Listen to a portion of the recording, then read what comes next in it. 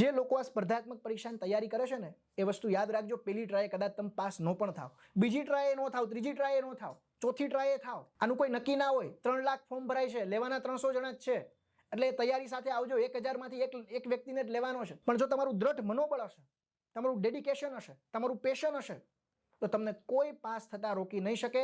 આ હું તમને ગેરંટી સાથે લખીને આપી દઉં કે હવે ક્યાં પહોંચ્યું, ક્યારે પાસ થશો. આવા તમને પ્રશ્ન આવશે, આ ફિલ્ડમાં આવશો એટલે આવશે. ઘણાની તો એવી ઉંમરે વહી ગઈ હોય, 28 વર્ષના થઈ ગયા હોય.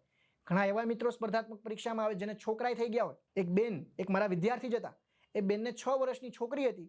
બેને 2020માં તૈયારી ચાલુ કરીને 2022માં પાસ થયા. આવા આપણી પાસે ઉદાહરણો છે મિત્રો. કેટલી, મેં તો કંઈ સંઘર્ષ નથી કર્યો, એનો સંઘર્ષ તમે જો. એટલે નથિંગ ઇઝ ઇમ્પોસિબલ. કોઈ પણ વસ્તુ અશક્ય નથી, શક્ય બધું જ. ખાલી તમારી મહેનત જોશે. આ ભગવાન કૃષ્ણના માધ્યમથી હું તમને સમજાવવા માંગુ છું જ્ઞાનનું મહત્વ શું છે, તમારા ખુદના નોલેજનું મહત્વ શું છે. મિત્રો, કૃષ્ણ ભગવાન આપણે સૌ જાણીએ છીએ કે પોતે રાજાના છોકરા હતા, છતાંય ગોકુળમાં ગયા.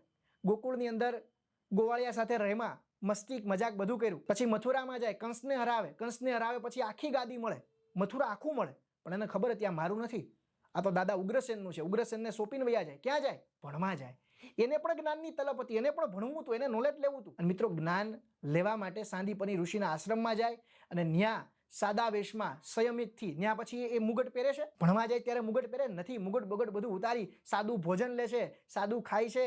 અને પછી પોતાની જિંદગી વ્યતીત કરી 2-3 વર્ષ ભણી અને પછી પોતાના જ્ઞાન વડે, પોતાના નોલેજ વડે સોનાની દ્વારકા ઊભી કરે. ભાઈ, આ તાકાત નોલેજની છે.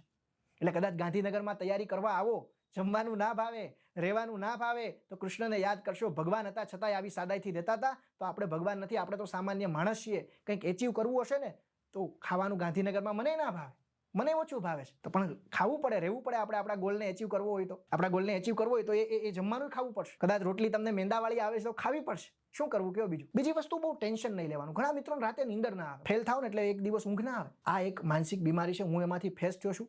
એટલું બધું ટેન્શન નહીં લેવાનું કે તમારું ફેલિયર તમારા ઉપર હાવી થઈ જાય.